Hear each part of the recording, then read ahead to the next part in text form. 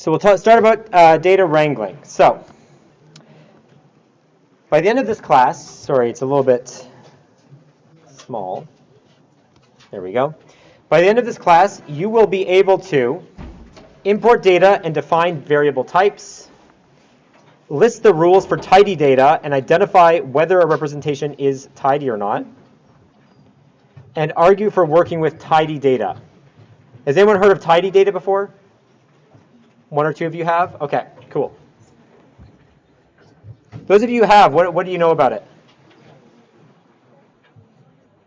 The people who raised their hands just now, what do you know about tidy data?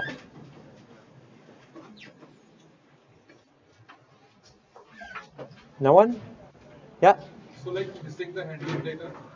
Sorry, say again? Missing data, I mean. Say again? Handling the missing data, there are few values which are not present in the original data set. So that'd be part of it, yeah. The other part is like the layout of like how you organize the data. There's often wide and long formats, so we'll talk a bit about that today as well. Most of the data we're going to talk about is going to be in a long format, which is sort of a tidy format, where you have variables along the columns and rows are observations. Okay. So far, we've been working with well-behaved data using built-in data sets. So what happens when we don't have well-behaved data? You get something like this. You got this friendly little golden retriever. It looks kind of like Jazz. You might have seen in my video. When it comes to anything that's built into R. But when you get to real-world data, there's a lot of gross stuff going on. Has anyone looked at the data set for assignment 1? Is there any gross stuff going on there? Sure is. So we're going to talk a bit about how to handle that. Data wrangling is what we do when we deal with real-world data. It begins with bringing the data set into your workspace and then preparing it for analysis. So that's those first 3 steps there. A lot of this lecture and another lecture today, they're going to be talking about topics that are really available through R for data science. So go there for extra learning. Okay? So importing data. You've already been able to import data from our swirl assignments. Reminder, those are due tomorrow. It may not surprise you to learn that tidyverse has its own set of tools. Remember, we talked about tidyverse and dplyr last time. You've got read CSV for comma separated values, read CSV2 for semicolons, and tabs, and arbitrary delimitation.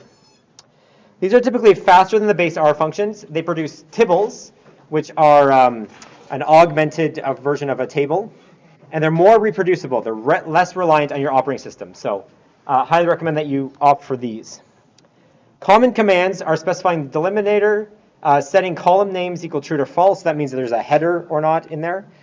Skipping past the first n lines, so sometimes there might be some extra data kind of talking about stuff at the top, and specifying NA values. So is there a particular value that stands in for NA, so not applicable or missing? Details, of course, are with the textbook. So you might want to use some parse commands at times. Usually CSV styles are stored in text, which you'll need to convert to base data types in R. The parse command can help you with this.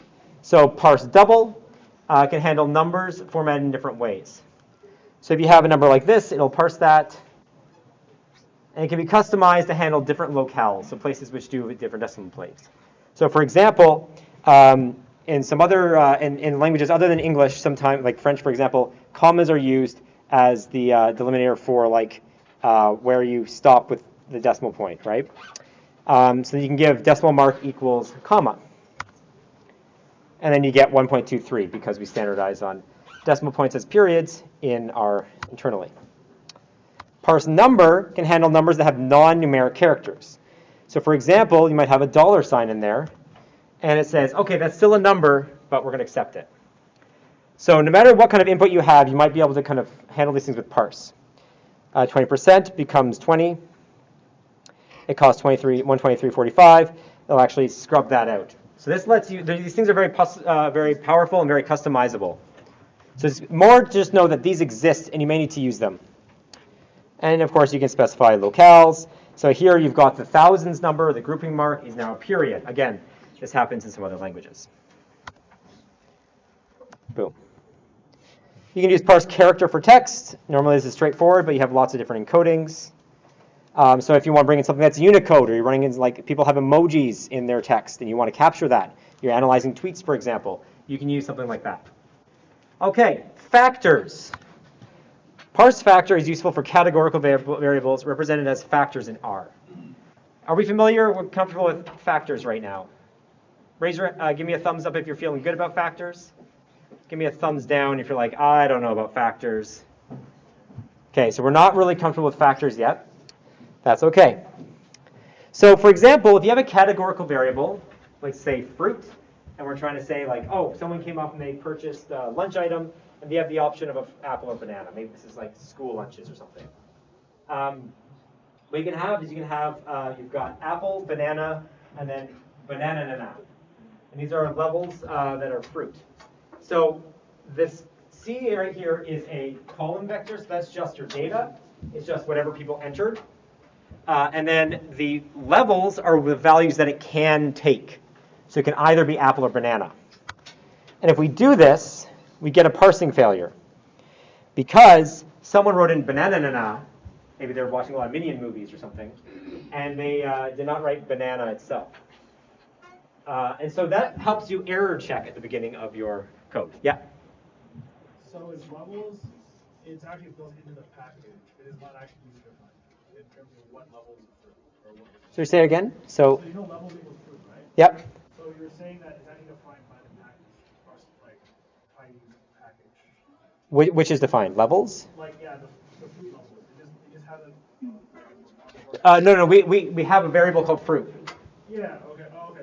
Yeah. So up here we've defined a new variable called fruit. That's apple and banana. So for example, in assignment 1, you might need to deal with state, for example, or country. And you might have a list of countries, and then maybe someone writes USA versus America, and you might have some way to kind of parse that. That might be to be like a data transformation thing going on, for example. So, yeah. And then what this has is, so this gives you a warning, and then gives you an NA value for level set banana. So if you've got illegal values, this is a really good way to check for them, because then they become NAs. And so at the beginning of your program, when you read in your data, I think it's really important to specify what each column is. And I'll show you how to do that at the end of this lecture. Getting this right can be tricky. Again, I'm going to relay you to the textbook. Okay, Tibbles. So a Tibble is an augmented data frame. They're very handy when we use things from the tidyverse. It behaves basically the same as a data frame, but it has some nice features. It's got better printing, fewer assumptions about data input, and more options. And you can have metadata. We talked about grouping metadata. So if you group by a certain variable, that doesn't change the Tibble at all, but it annotates it. It's metadata stored. So you kind of know that, oh, if we aggregate or summarize, it's going to summarize based off a certain variable. Again, a lot of this is just, let's go read the textbook, but it's for awareness. And you can customize printing information via the print command. So you can actually customize how everything gets printed out. So if you say print n equals 10, width equals infinite, it will print all of the variables, but only the first 10. And so you can say, oh, I want to see the first 5 or the first 20. And often it's useful just to see the head of a table to get a sense of what the variables are. And you can pass it to view to explore in RStudio, and then that will spit it up into an actual view thing. Because in RStudio, you can view your data frames in the upper right corner. So let's talk about tidy data. Yeah. So data can be shown in multiple ways. Forget the typo, please. If you got table 1, you've got a bunch of countries, years, cases, and population. So this is, I think, tuberculosis values or whatever. Table 2, you've got this other one. So you've got the same data in a different way. So instead of 6 rows, we have 12. You have country, you have years kind of along here, cases, population, etc., and then a count, right? To kind of specify what the value is for each of these. You see the difference? So you take year, cases, and population, cases and population gets spread out into type and then count. And you can imagine something like this. Rate is now actually a character. Yeah, and you've got the type right here. So is it a character? Is it an integer, etc.? And so now rate is a character rather than actual values. And you can have it spread across two different tables, table 4A and table 4B, right? And you might actually encounter this where you've got like different values in different tables. So they all show the same data, but they aren't equally easy to use. What might be the best way to represent the data? So what do you think between these four tables, kind of 4.5, what is the best way to represent this data? Go. The longer one, Longer one? Why? because you have to deal with less number of features, and it is more observations versus features. Okay, so it's laid out in a more like rational way for the way you want to look at the data. Yeah, is that what you're going to say back there? No, I was gonna say depending on what you want to do with the data. Okay, so let's say we want to do some exploratory data analysis. You want to kind of start to look at, how are these tuberculosis cases vary based on the population? So like on a verifying, like. Yeah, we're trying to discover something. What would you do? Then table 2. Table 2. Why is that? It seems to break out the cases in the populations, so that if you do need to do math percentages, it's easier to do. Right, I see. So you're kind of specifying, why is that easier for percentages? Because it's easier to divide a number within the same column, like. Is it? I mean, depends on how you're doing the math, right? Who thinks that this would be easier than this table for creating a percentage? Which table is better for calculating a percentage? Talk to your neighbor for 30 seconds. Figure it out. Sorry to preempt you there. Go.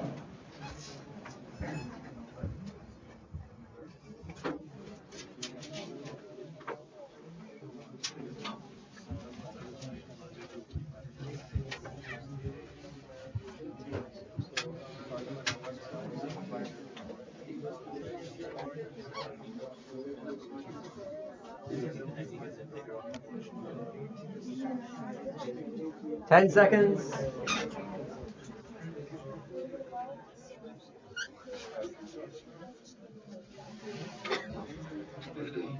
All right, let's come together. What do we think? Which format is easier to calculate a new variable like percentages?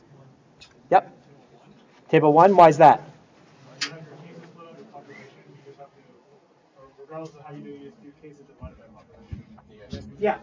So I would argue this is easier to calculate percentages. Did anyone have a counterpoint to that? Yeah. I think you can do group by and also calculate percentages on the longer table. You could do it, right? Is that easier? Like how many steps would that take? A 5.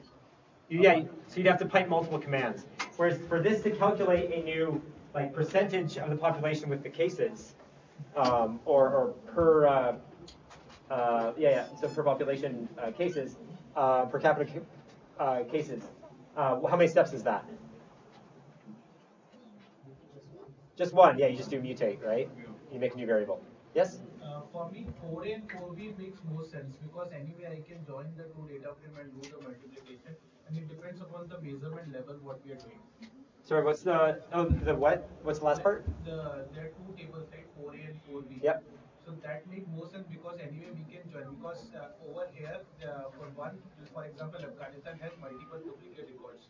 So you need to do some operation like group or something to get the expected result. But in 4A and 4B, you can directly join the data frame and do the operation whatever you So, but if you join them, what would you get something different than table 1, 2, or 3?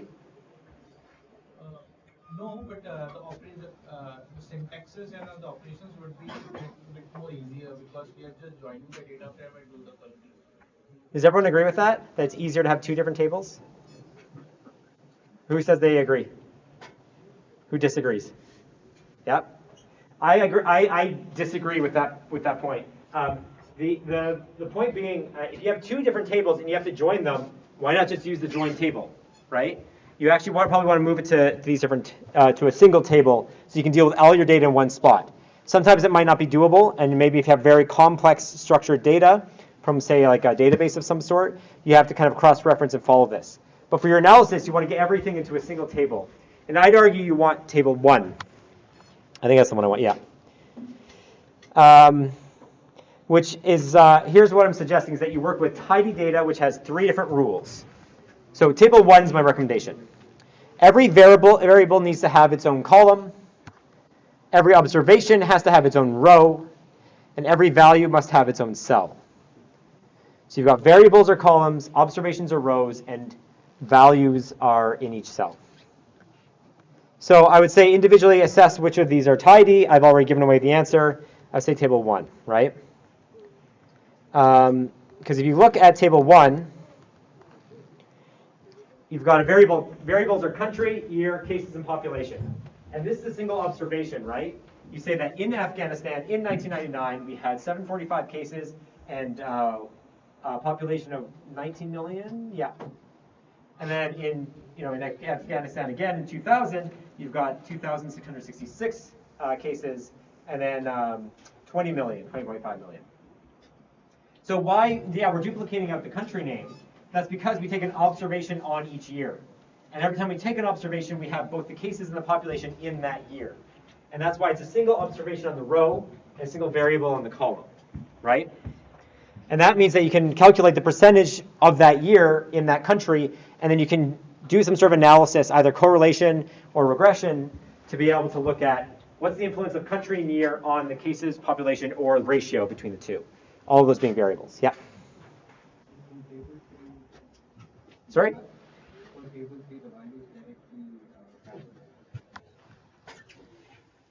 Is it? What's the ratio?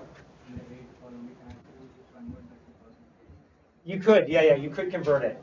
But the problem is, I would say, you've got the rate. So there's an argument that this is tidy data. I would say cases and population is probably the variables I would use, but you could very easily construct those different variables. The other thing is that that's a character, right? So the data type doesn't really, it's not numeric. What we actually want is probably the percentage or the ratio, like the actual decimal value of that calculation. But if we have only that and we don't have the numerator and the denominator, we lose information. So I think that you could transform this to be tidy, but you still need to have cases, population, and then rate should probably be a decimal, or percentage, or population percentage, positivity rate. Other questions? Okay, we're not going to hang on this point too long, but you want to think of these different rules and then see if the data makes sense for that.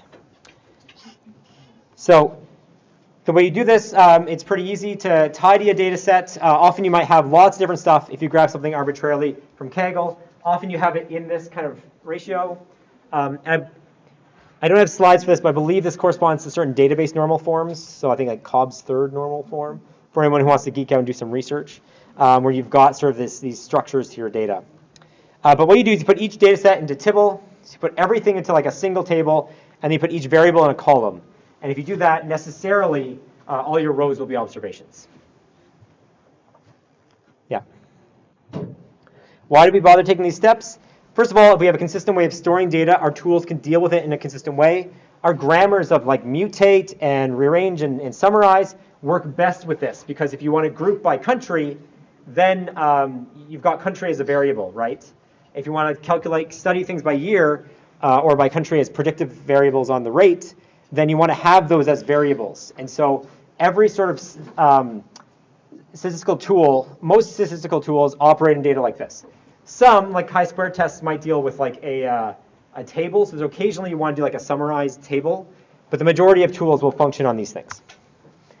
If variables in column can naturally work with these as vectors, and transform tidy data is particularly natural. So if you have these, if you have vectors, R is going to deal with it much more easily than if you do like loops and stuff. Yep, and everything is kind of in this thing called the tidyverse. It's so important to have this structure. That's why it's all there. But even the core R libraries will follow this kind of structure. Great. And you could also do this in Excel, etc. when you do sort of various Excel commands and graphing. You often want to have it in a format like this. All right. So a lot of the data sets you won't have as tidy. The big thing, I think that we don't have to dive in too much depth. You want to think about the structure of your data, but the key is to identify the variables and the observations, right? If you have multiple observations, they should be on different kind of columns, but you have to think about like, are you taking multiple observations on the same person? So sometimes, for example, I run a study where people feel some sort of buzz, some sort of vibration, and we're trying to change the intensity of that vibration to figure out what's the threshold at which you notice that vibration, like your cell phone vibrating in your pocket. So what is the limit or the just noticeable difference between two different sensations? So what we do is a repeated measure study. We'll talk about that later in the class, where we take a person, we give them multiple vibrations, and then we check to see which ones they detected and didn't detect. So in that case, every one of those trials, something buzzing and then me saying what, and then someone responding whether they felt it or not, that is an observation, which means that we have to have a participant ID. We have to store like the ID of someone for that. An alternative in like medical domain might be you have a patient and every day you take their vitals, right? When you take their vitals, you get their blood pressure, you get their heart rate, you get, I don't know, someone who has a medical background or health background can help me out here. But you get, and maybe their weight, right? But you take that observation every single day. So what are the variables in that situation? The patient, the thing that you're measuring. Yeah, exactly. So you have the date, you have the patient ID, and then you have the various variables that you measure, and all of those, that's the different columns. Yeah. Okay. And then you just kind of get into the right format. The way you do this with these commands called pivot, I'm probably going to skim past these because I feel like I've been seeing more and more data that's kind of in one data point. But the idea here is sometimes you've got a variable split across columns. So with table 4A, well, this is actually in different, this is actually across different tables, so this is actually not quite right. But what we want to do is you want to start separate, No, yeah, this is it, yeah. So you've got a variable spread across two different columns. So here, you've got country, and then you've got 1999, 2000, but it doesn't actually say what those values are, right? Because these are the cases, I think. Yeah. So what you want to do is you want to pivot them into a longer set of variables, and you can use pivot longer to do that.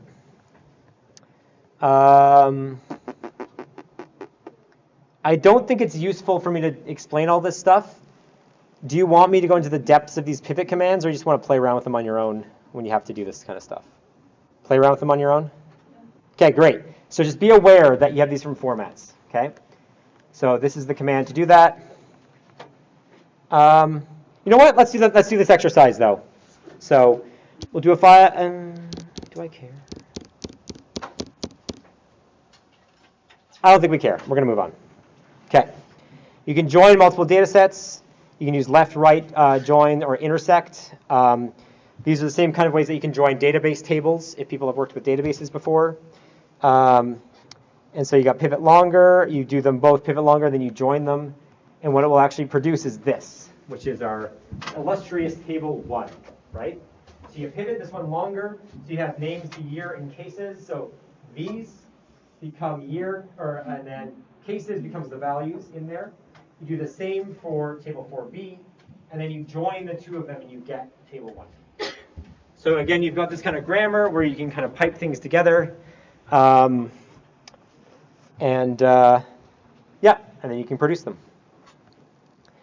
Pivot wider is where you have observations on different rows. So if you have table 2, you can see that value, whenever you have something that's called value, that's a bit of a red flag that it might be, you've got a key and a value, which means this is actually a variable name, and this is the value of that variable. And so what you want to do is pull out all your cases, and then your population, and then you can calculate the rate later on. And you do that with pivot wider. Yep. Is it possible to do a JSON this similar way? Do we have to convert the JSON to a table and then do this, or? Like a JSON, like JSON? Yeah. Tell me more about so what do you mean? Because most often the data format in JSON will be like this, right? So we have the key value pairs. Yeah. Right, okay, so most of what we'll deal with in this class will be CSV or Excel or tab delimited. So it's already going to be in a table. If you're working with JSON, you'll need to parse that JSON, and so it could be a little bit structured. So I'd have to dive into the details of parsing what the JSON file is, and then you have to construct a table from that, is what I would do for data analysis. Almost always, I would put things into some sort of table format, But it depends on the nature of your data. If you're doing like social network analysis or some sort of geographical data where you have this complex relationships, you might need to deal with something that's a more complex data object, in which case some sort of object-oriented style like JSON would be a good way to deal with that. But at the end of the day, you're going to have to parse JSON into whatever you're going to analyze with, whether that's a complex object or a table. Does that help answer your question? Yeah. Okay, cool. Other questions? Great. Okay, I'll leave your turn. So I'll leave all the exercises for in between lectures, and we'll post solutions. Does that sound good? And I'm working on posting the solution from last week. Again, slower. So sometimes variables are combined into a single column. And so to separate them out, you can kind of separate and use a delimiter there. So this is why you, again, like as we discussed, rate has all the information, but it's kind of combined into a single variable. So again, you've got another grammar with being able to deal with these things. Is the speed okay? Yeah? Who thinks it's too fast? A couple people? Who thinks it's too slow? Who thinks it's just right? I saw more hands for it's too fast, so I'm going to slow down a little bit. Yeah. So the big thing to know is that we've already talked about how you have this grammar for working with data when it's in the right format. The point I'm trying to make here is that you can get it into the right format. And you do that first, and then you can use dplyr to kind of mix and match things. So here you've got separate, and what you do is it takes rate into cases and population, and it's smart enough that it'll automatically detect that slash, like that non-numerical value, as a delimiter. And so it'll kind of figure that out. But you can specify more things if you look up details for the separate value. Yeah. So if you had a bunch of words and they're separated by spaces, then or if it was by commas, then it would actually separate them as well. But you can also define them yourself. So with most of these kinds of commands, you can customize them to be able to do exactly what you want to do.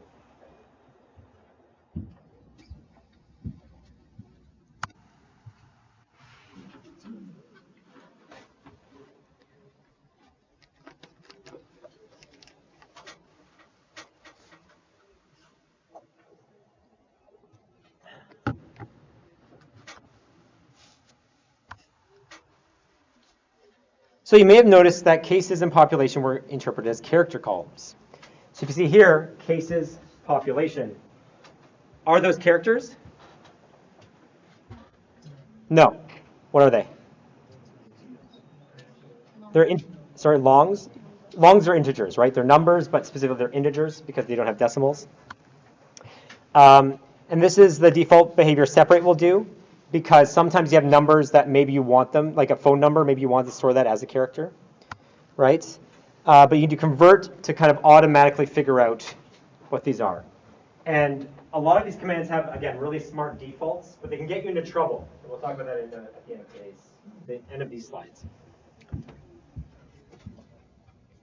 So if you do convert equals true, it'll automatically infer that these are integers.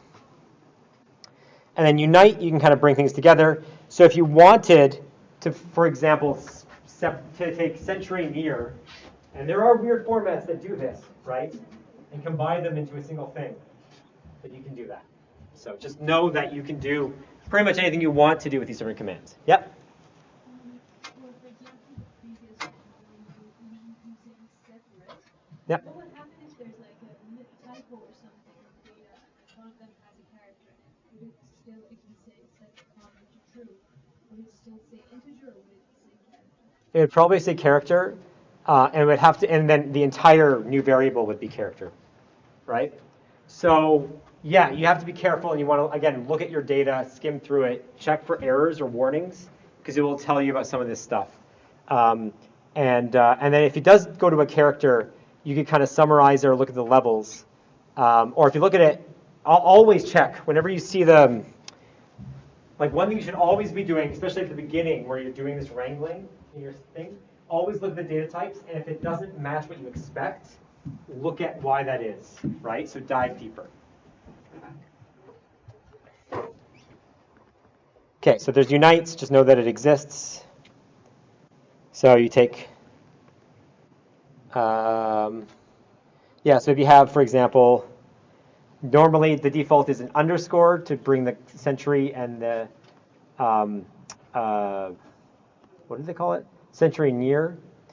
And so if you do separated equals, an empty character, empty string, then it will actually bring it together the way you want.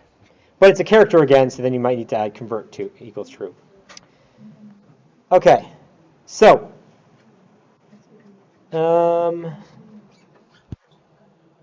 what I'd like to do actually is I'm actually going to open up the browser here and go to data import, because one thing I don't have in the slides, but I want to make sure you know, is so often you'll do something like a read CSV function, right? But the key thing you want to do is you want to have probably something like call types.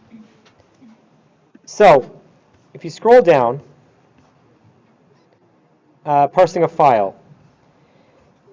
So typically, if you just say read CSV in a file, R will do its best at guessing, like, okay, this looks like it's a date, this looks like a time, that looks like it's logical, that looks like a double, or a number of some sort.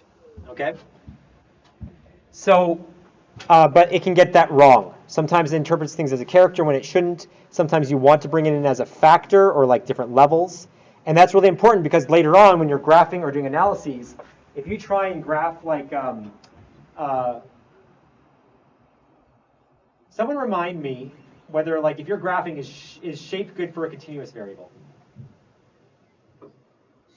Shape, yeah, like pluses and X's and circles. Is that a good way to describe like the number of cases you have in your country?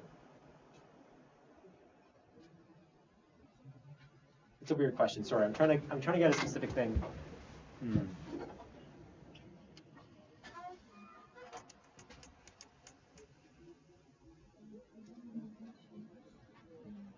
Someone remind me of a bad InfoViz thing, like some of the rules of information visualization. That's not getting what I want to do.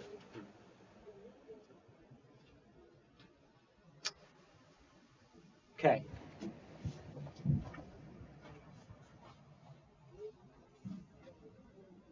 When do you want to use color in information visualization? So different kinds of information. What kind of data do we want to encode? Like here, for example, 1999 and 2000. So when I represent the trend of 1999, I use one Okay. color. What if we had the years of 1990 through to 2010? Would we still use color? Which shapes work? So if we have year, let's say we have cases over several years, so over 20 years or so. So we have the numbers 1990 through to 2010. What kind of variable is that? Discrete? Yeah, discrete continuous, right? But like it's a number, right? The fact that it's 1991 versus 2, there's an order to it. It's equal years, right? So you've got a discrete sort of set. It's a number. But if we encode a number as a color, like how would you encode 1990 as a color? Categories are better for Colors are better for color, exactly. But if you have numbers, let's say you've got trial number or you've encoded participants. So participant ID is a common one, or patient ID, right? I have someone come in, I say patient 1, patient 2, patient 3, up to patient 20. By default, R will think that those are numbers, continuous. And so it might even say like, as the participant ID increases, you get a correlation of age or something like that, which would be, those things happen. But it means that that could slip into your analysis, and maybe it treats it differently in a regression model because it says it's a continuous variable, and so there's a single beta for that continuous variable versus if you have 20 different levels because you have 20 different participants, right? So what you want to do, what should the patient ID be? Nominal variable. And so how would you encode that in R? As factor, exactly, yeah. So what you want to do in those cases is you want to do this. This is probably the most important thing to actually do, like in assignment 1 and anywhere in your assignments. When you read in your data, I don't know about the read R necessarily, but it's the column types. So you want to say X is column double, Y is column factor, or whatever. And so you can specify the types. And then if you have like an erroneous value in there, like you have numbers with a letter in there somewhere, it'll detect it. So now you know values that are incorrect. So you automatically find weird outliers. You also make sure that things that should be factors are factors. And so you don't run into a weird step later in. Anyone who's programmed more, this is like type checking, right? If you add an integer to a string, it's going to produce a string, but that's different than an integer to an integer. So you want to make sure your types are well specified. Same thing here for your data analysis. Okay? So I'm just going to zoom in on this. So these are termed factors. Sorry? Are these termed as factors? No. So this means that this is a date. Y is a date, and X is a double. But you could have call underscore factor. And you can even specify the levels, and they can tell you the levels are incorrect there. So just when you read in your data, do something like this. It's sort of the big thing I want to take away here. Yeah. Okay. Any questions about wrangling data?